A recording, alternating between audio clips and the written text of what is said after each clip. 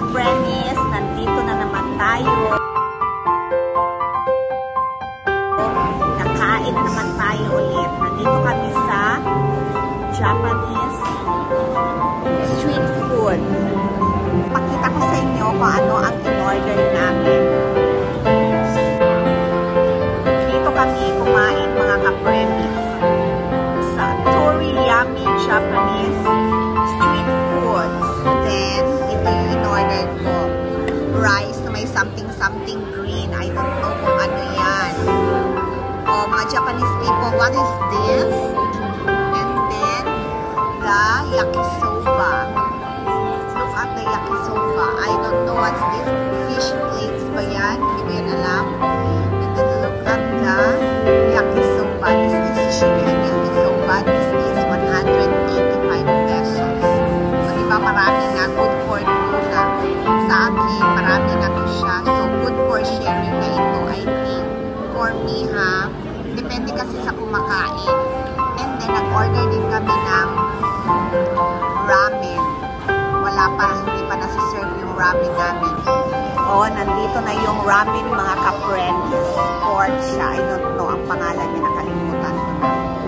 Papakita ko sa inyo yung ramen, mga ka-premies, ha?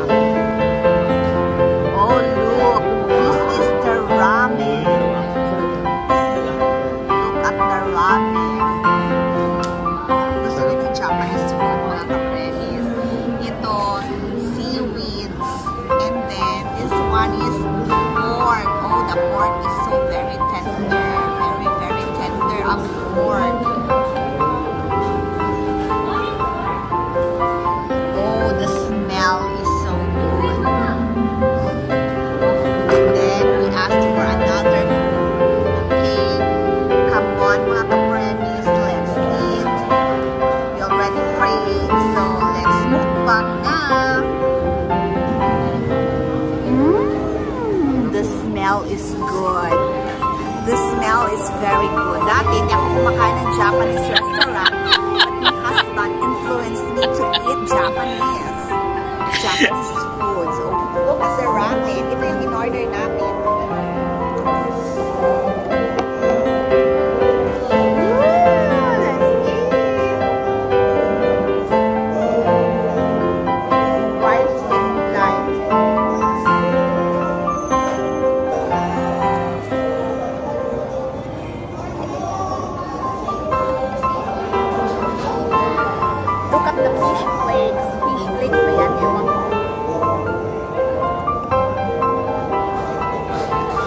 Soba is chicken, may pork sila at saka may seafood sila. So I prefer chicken kasi natikman ko ngayon. I've already tasted